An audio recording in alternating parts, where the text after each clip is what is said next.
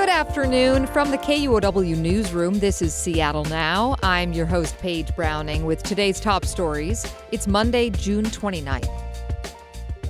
The vote will go on as normal. Washington, Oregon, and other states can continue to count ballots that arrive by mail after Election Day under an opinion issued by the Supreme Court today. Oregon Public Broadcasting's Dirk Vanderhart has the latest. Conservative groups had challenged a Mississippi law that accepts ballots that arrive up to 5 days after Election Day, so long as they are postmarked on or before the election. The GOP-aligned challengers said the policies ran afoul of federal law, but the Supreme Court disagreed. 2 conservative justices sided with the court's 3 liberals to uphold Mississippi's law. The ruling was a relief to election officials in Oregon and Washington, which both accept late-arriving ballots. Oregon Secretary of State Tobias Reed, a Democrat, called the decision a win for Oregonians. But Reed also cautioned that recent changes within the post office may delay postmarks. He said voters who use mail to submit their ballots should do so at least a week before Election Day, especially if they don't live in the Portland area. I'm Dirk Vanderhart reporting. Also getting political today is the fact that a freeway runs through Seattle's South Park. Should that part of State Route 99 be removed? It's something the Seattle Office of Planning and Community Development says is worth considering to address pollution and housing concerns in the area. The office recently released its findings from a 2-year analysis. It suggests narrowing Highway 99 or rerouting it out of the South Park neighborhood entirely so the community can put housing and parks where there's currently a highway. But state lawmakers would have to approve such a plan, which would require local and possibly federal investments. Sticking around the politics beat, Seattle Mayor Katie Wilson has stepped into a battle between Seattle Democrats. Scott Greenstone has more. On Saturday night, Wilson made an endorsement in the 43rd Legislative District, the home of Democratic State Senate Majority Leader Jamie Peterson. But she didn't endorse Peterson. She endorsed a younger challenger to his left, Hannah Sabio Howell, who said despite Peterson passing the millionaire's tax this year, the Democratic leader is too friendly with big biz. King County Democrats also endorsed Sabio Howell. Powerful unions have largely stuck with Peterson. The State Labor Council president hit back in a Sunday statement saying Peterson is the most progressive Senate Majority Leader Washington has ever had. Fights like this are playing out across blue states. Last week in New York, 2 congressional incumbents lost to newcomers backed by Mayor Zoran Mamdani. Voters here weigh in August 4th. Scott Greenstone, KUOW News.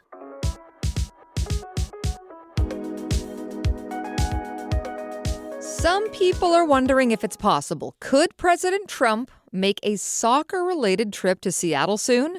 There's been no word from the White House on whether Trump will snag a seat should the U.S. advance in the World Cup, but Kenmore Air says it's been advised by King County International Airport there's a chance of a presidential or vice presidential temporary flight restriction July 6th. That is the day of Seattle's last World Cup match. The U.S. men could play in that game if they beat Bosnia-Herzegovina this Wednesday in California.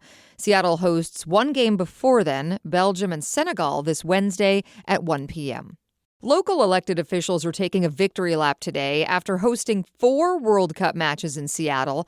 Maybe the biggest winner for the region, mass transit. Sound Transit CEO Dow Constantine says since the tournament started, the agency has seen 5 days with at least 200,000 riders. 233,000 boardings last Friday for Egypt and Iran.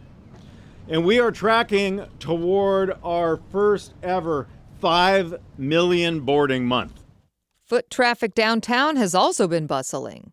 Marie Harita from Downtown Seattle Association says the June 19th match between the U.S. and Australia was one of the busiest days since 2019. And with local businesses recording record sales, beating the record sales from the 2023 Taylor Swift takeover of downtown. So that's something. That's something. Seattle's mayor did acknowledge that not every neighborhood that expected World Cup business, like Little Saigon, is as busy as the waterfront or Pioneer Square.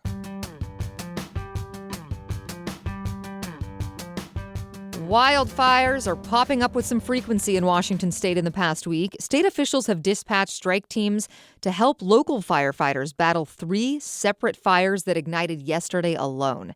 In south central Washington, crews in Yakima County have been battling a fire near the town of Selah. Level 3 evacuations are in effect as the flames have been reaching homes.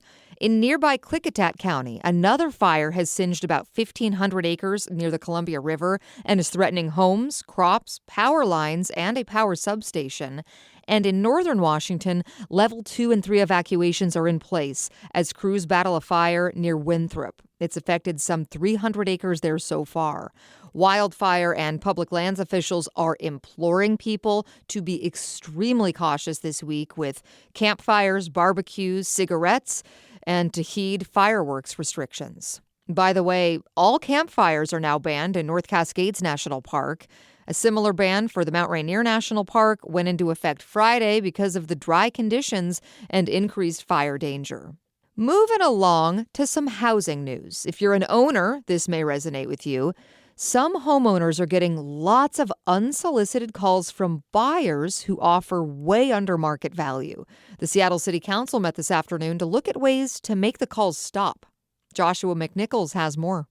Shakundi Salisbury runs the group Black Legacy Homeowners. He says sometimes someone offering to buy your home can be helpful, but he says many of those phone calls come from predatory lenders. Like this week, I've gotten 5 calls myself. And it's pervasive, and you have people where this causes anxiety. It is just a level of anxiety that you don't need. The council is considering a do not solicit list. Homeowners could add their names. Buyers who ignore it would face a $1,000 to $2,000 fine. The idea is based on similar lists in New York and Philadelphia. Monday's meeting is just a briefing. The council will not be voting yet. Joshua McNichols, KUOW News.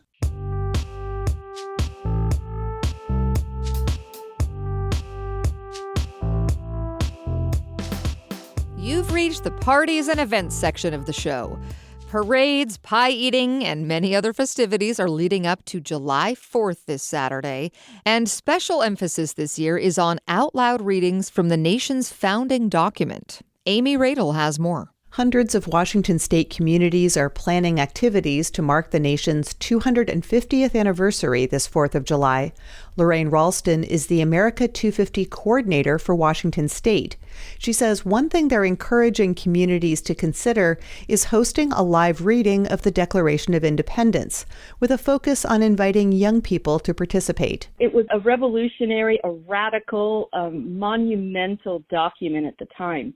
And it's important for all of us to stop and think about it, maybe read the document, and also thinking about all of those ideals that are in the document, and are we actually living up to them? 2 of those live readings are scheduled for Everett and Puyallup on July 4th. Amy Radel, KUOW News. It was nice and loud all weekend on Capitol Hill and in Seattle Center for Seattle Pride, and we had some massive crowds for the annual Pride Parade through downtown Seattle.